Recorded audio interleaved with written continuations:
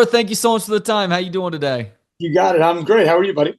I'm doing really well, man. I know I'm not alone in this category, but my family and I are big fans of what you guys have done on Impractical Jokers over the years. Selfishly speaking, as somebody who's a huge fan of stand-up, I always love to learn about an individual stand-up journey. And though I do remember you coming through town as a stand-up, I don't know a whole lot about that. And I've listened to probably 5 or 6 interviews, and everybody focuses on all the other stuff. So we may get to the Impractical Jokers. We may get to you and your prowess as a best-selling author who's starting to turn those books into movies now. But I want to start by finding out what exactly your history is with stand-up, because when you and your pals started, y'all were doing sketch comedy and improv. I don't hear a whole lot about the stand-up side of things. No, it's my stand-up comedy show is really only half stand-up. The other half is like half the show is improvised. Like I always say, like it's almost two shows in one. The Hmm. first half is material I've written, but very much in the vein of uh, like my point of view on things is like I don't understand the world we live in. Like it's chaos. Like Yeah. nothing makes sense, and I feel like no one is anyone listening and watching what's going on. So it's like very much like that. And it's also like because of Impractical Jokers, I think I can get away with stuff in real life that I do on the TV show, but it doesn't track, and I go too far in my real life. So I mean, just the other day, I just posted. I've got a new thing I'm doing lately. Let me pull up so I can read it to you. I've got my wife and I share Instagram accounts. I'm sorry, Instacart accounts, DoorDash accounts, Amazon Prime accounts, things like that. So when we share the account, whenever she orders something on like DoorDash, I go into the app from my phone and message the driver pretending to be her, right? I was saying whatever batshit crazy thing I want. So the other day she ordered I was out of town on tour. She ordered like five guys. So we went on to DoorDash after she placed the order. I said, "Hi, Isla. Can I thank you enough for picking up my juicy burger from Five Guys? I mildly hurt my small toe a few years back, making it real hard to pick up my own juicy burger. I appreciate you, Blissa Murray." It's just the TV show effects are real. I just keep doing shit like that. And I torture Amazon customer service because the chat box appears, and I just see how far I can push it. I got kicked off the Ring doorbell network because I pushed it too far. When you have a Ring doorbell app, it connects you with all your neighbors, right? So anyone that has a Ring doorbell app within 5 miles can send some kind of alert to the app, and everyone who has the app within your neighborhood gets the alert, whether it be a bear in the neighborhood or an accident on US 1. And it's all anonymous. It just says user 54. They can see how far away you are, but they don't know who you are. So I posted so many crazy things to the Ring Doorbell Network. I got kicked off the network. This is the kind of shit I talk about on my live show. This is the kind of stuff I talk about on my live tour. And then the other half of the show is improv. So I play games with the audience that the guys and I play on the tour bus all the time. And it is cryingly funny. Okay, And well, you've done a great job of selling it, because now I got to know, and I don't want you to tell me right now. People are just going to have to go to one of the shows this weekend to find out some of the crazy stuff you've posted to the Ring Doorbell Network that has literally gotten you kicked off I now. got kicked off. Yeah, and then the end of my show always ends with Jokers Live, where I choose someone from the audience, put an earpiece in their ear, send them out into the streets of Austin, while my idiot cousin films from like 20 feet away on his cell phone and is being beamed into the club or the theater, and live on the spot with no permission, I tell them what to say or do in public. It's pretty outrageous. Let We me had tell you where the Cap City Comedy Club is. There is the domain is right there. It's this outdoor shopping mall, and it's going to be crawling with people on Friday and Saturday. So there's going to be perfect, perfect, perfect. a lot of good victims and a lot of embarrassment being had by somebody, some lucky sucker in the crowd who gets to go out and say some of these things. I need to ask you this, Murr, because I've been racking my brain to try and figure out what the right answer is. And maybe the right answer is the early show for you on Saturday. I've got a 10 and 8-year old, 10-year Okay. old daughter, 8-year old son. My wife is with us as well. We love to laugh. We watch a fair amount of sports. The other thing that we watch consistently is Impractical Jokers. They love you. The fact that I'm talking with you right now, I've just gone up on the hero scale in their eyes over the last couple of days.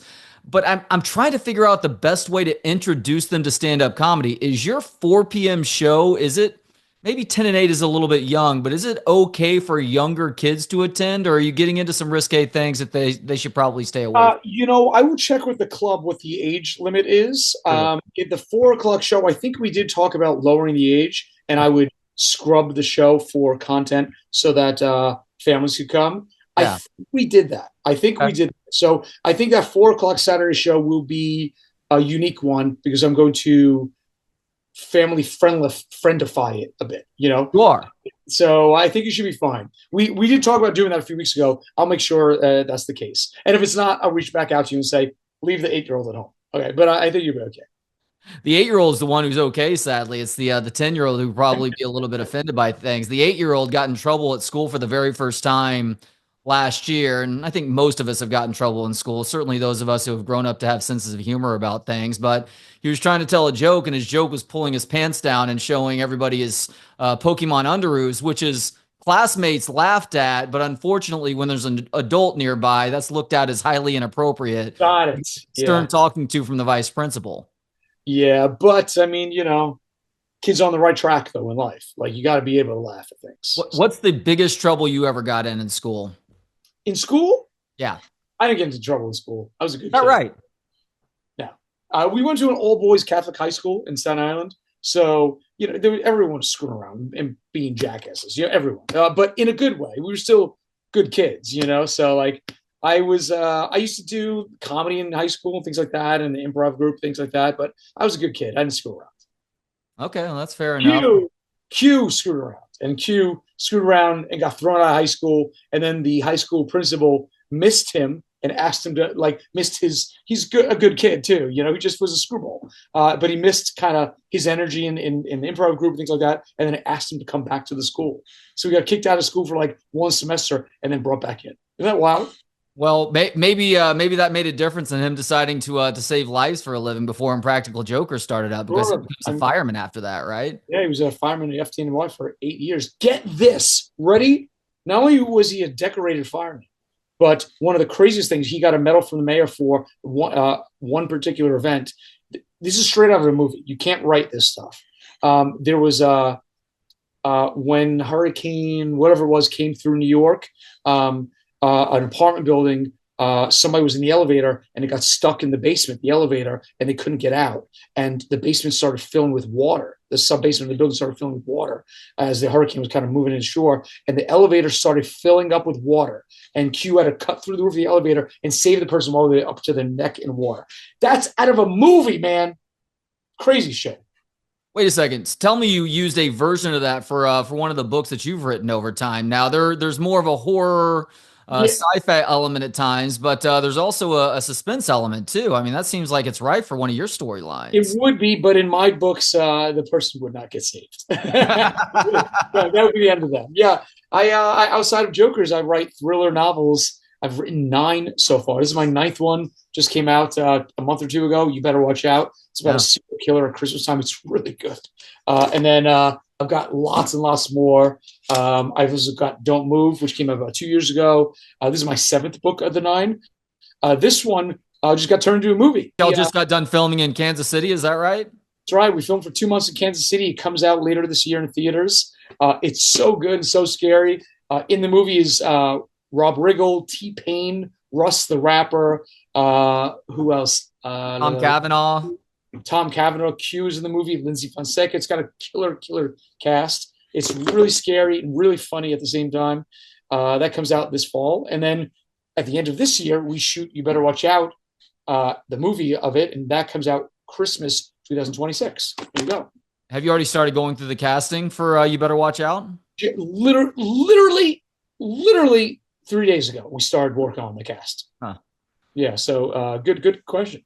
So every new experience is hopefully a little bit of a learning experience. You've done so much in your career. You were actually in the business before Impractical Jokers got going. You've obviously had a ton of success with that show, which is hitting its 12th season here in 2025.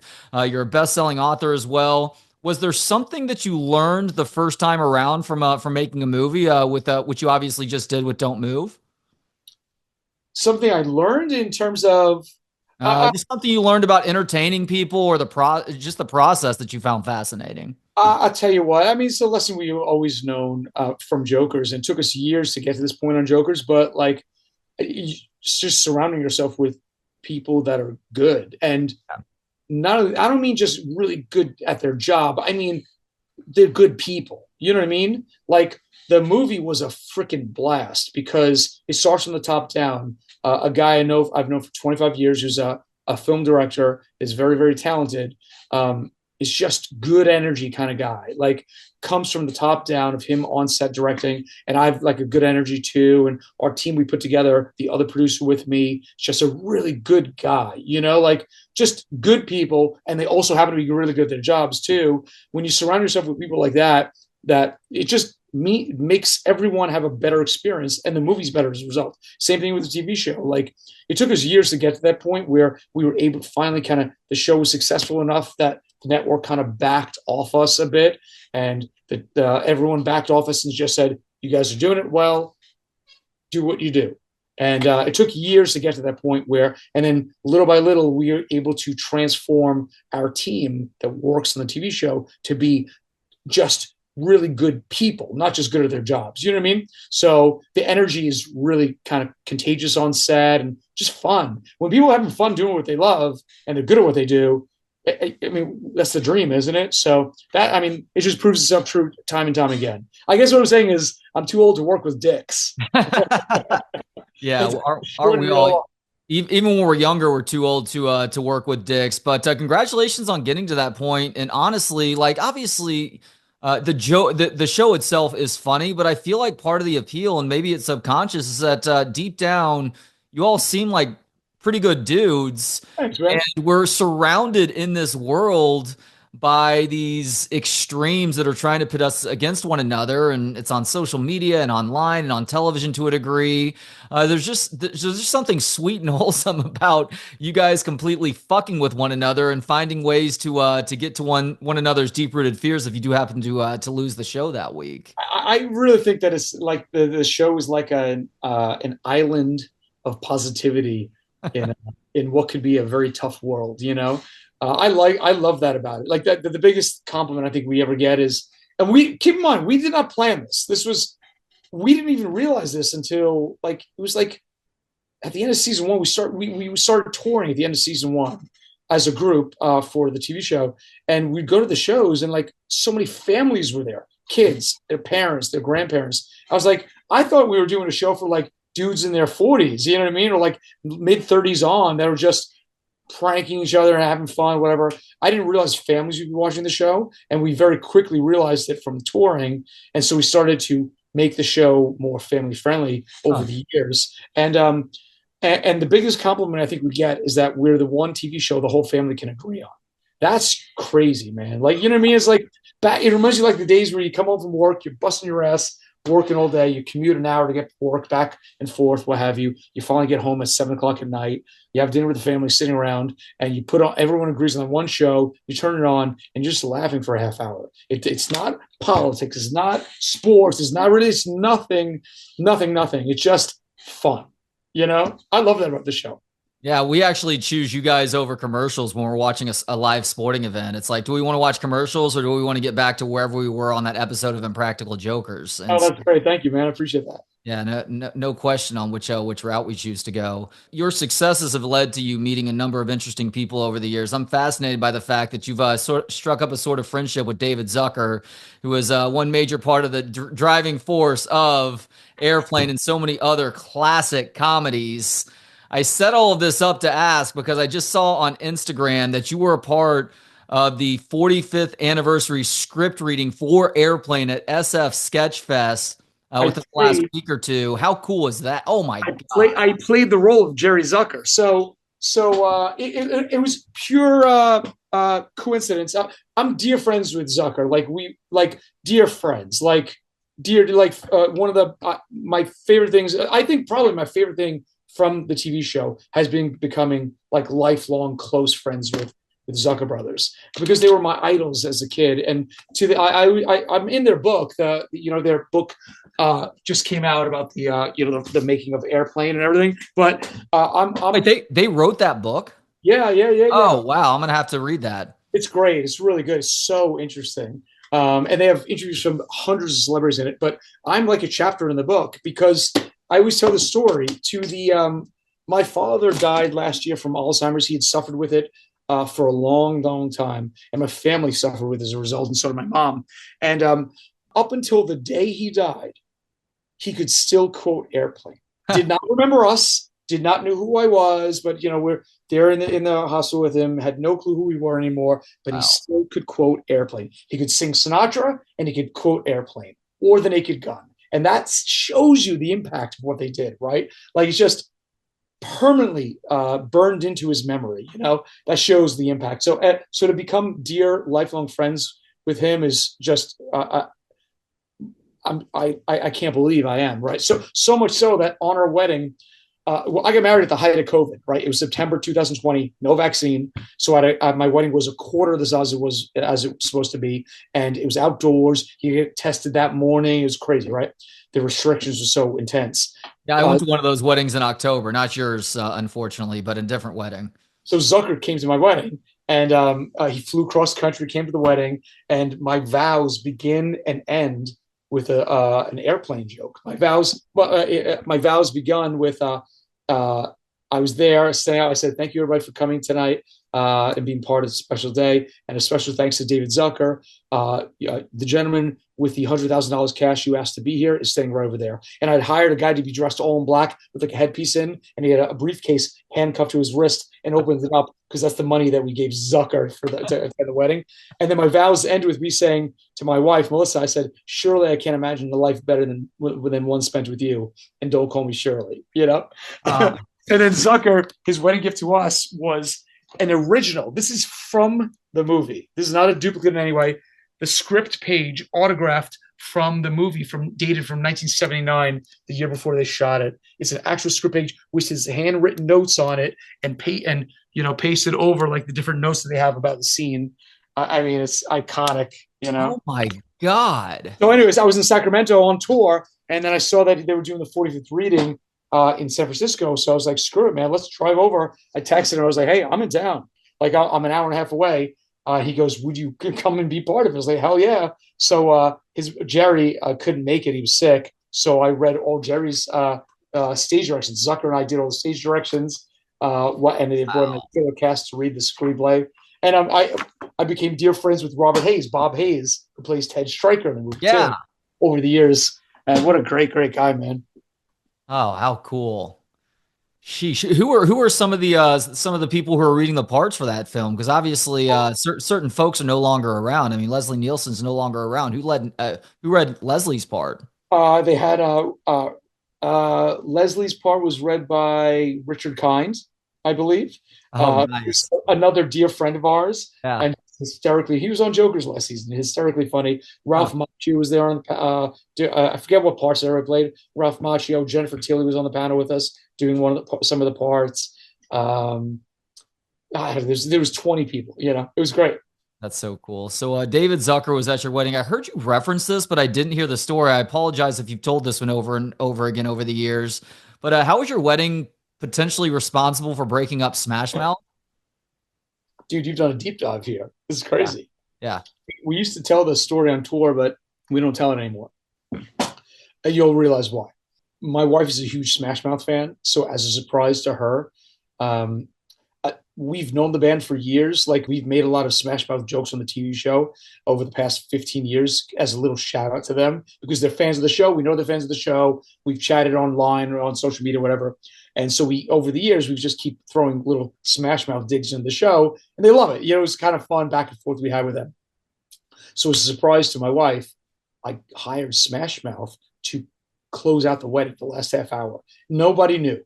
My wife didn't know. Our friends and family didn't know. Keep in mind, this is the height of COVID. Like, so to pull this stunt off is like to get anybody on a plane to blow, what have you, it is astounding. And I pulled it off. What I didn't expect was for the lead singer to get very, very drunk at the wedding, and he could not. It was my wedding ended with security having to drag him out. It was a one of a kind wedding. And then very shortly thereafter, the band broke up, and they hired a new guy as the lead singer. He's really good, but the guy we know of as Smash Mouth, I think that was his last performance because of the cluster F that was my wedding. Certainly, Was he so drunk that he was just trying to fight random people? What was happening? no, he was just he couldn't remember the lyrics. He was all over. The band left stage and stormed off after 5 songs, but he kept going there and kept trying to sing other songs alone. There was no band behind him. He Yeah, was singing "Walking on the Sun" a cappella. Is that what you're telling yeah. me? No, he tried to sing Zeppelin. Or he tried to sing Zeppelin a cappella, and then he gave my mother the middle finger, and Oh, we had to have security to drag him out. But I don't want to speak ill of anyone because he unfortunately has passed yeah. about a year or two ago from liver failure. So we don't really tell the story much anymore. Okay. Well, thank you for sharing it here. And he was a good guy. He was a very nice guy, certainly to my wife and I. So no, I don't wish to speak ill of anyone.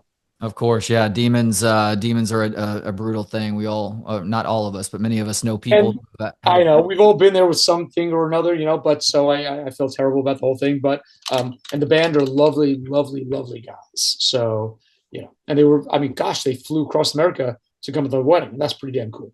You've had so many people appear on the show in sort of cameo roles over the years. You've talked about many of them, but I haven't ever heard you talk about Steve Byrne, who's one of my all-time favorite stand-up comedians, a guy who it is not okay to bring little kids to his stand-up comedy shows. Do you have any good Steve Byrne stories, Murr? Any Steve Byrne stories? Yeah.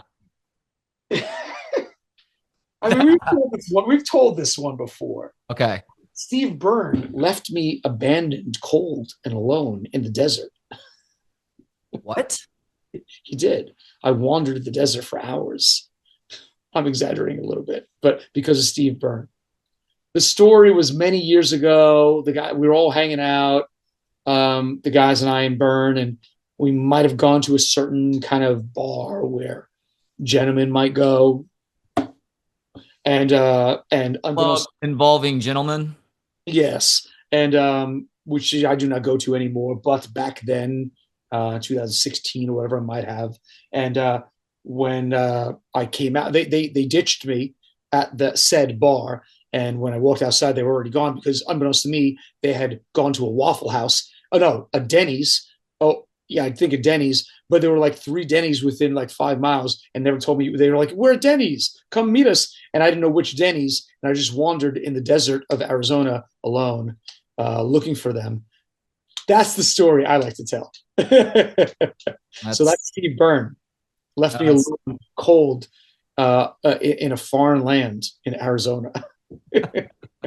I feel like I first learned about Impractical Jokers from ads that were running during the NCAA tournament on True TV way back in the day. I'm not setting that up to ask you anything about sports in a direct way, but I'm wondering because in looking at your past, you went to Georgetown in the mid 90s, and Allen Iverson was at Georgetown, I think, for at least part of that time. Did you ever go watch him play for the Hoyas, or did you ever interact with him at all? He lived in my suite. He lived next door to me in my dorm. He used to knock on my door at Georgetown to borrow. I used to work for Coca-Cola. He Mm-hmm. would borrow, him and his roommate would borrow a Coke and a condom. Because I used to work for Coca-Cola. I used to have the machine, the Coca-Cola machine in our dorm sophomore year. He left at the end of sophomore year, but we were suite mates. He lived next to me in my thing in Copley Hall and Georgetown, and literally the room next to us. Like we were all connected, and he was roommates with a basketball player called Boubacar who I don't know if I don't know if Boubacar went on to the NBA. I don't think he I did. don't recognize that name. Yeah, I think he was a big player at Georgetown. Him and Iverson, obviously, they were roommates, and he used to knock on our door all the time to borrow Coke and a condom because I used to have even when the machine ran out in the dorm, I always had product. I always had 20-ounce bottles of Coca-Cola because I worked for the company. I had stacks of them in my dorm room. You've been hustling your entire life, haven't you? I And I don't talked mean my that in way a into bad way. I mean that in a working your ass off sort of way. in Georgetown. I used to love Coca-Cola, and so I approached Coca-Cola and said, "Hey, why don't you hire me to be the representative for Georgetown University?" And they said, "There is no such job." What are you talking about? I said, "Let's create one." And so we created the job together, and I did it. No So, kid. yeah, I lived literally. This is my room. He was next door, and at Georgetown. It's pretty crazy, right? That is wild. Well, Murr, thank you so much for the time today, man. Cannot recommend enough that people go check you out at Cap City Comedy Club this weekend. Shows on Friday at 7 and 9:30, Saturday 4, 7 and 9:30. And as it stands right now, the 4 o'clock show is actually family friendly. I'm probably bringing my family to the 4 o'clock show on Saturday. Check out all of his work through his website, jamesmurrayofficial.com, and stay tuned because season 12 of Impractical Jokers comes out this year. Murr, it's been a real honor and pleasure. Thank you so much for the time today, man. Yeah, thanks, Trey. Thanks for having me.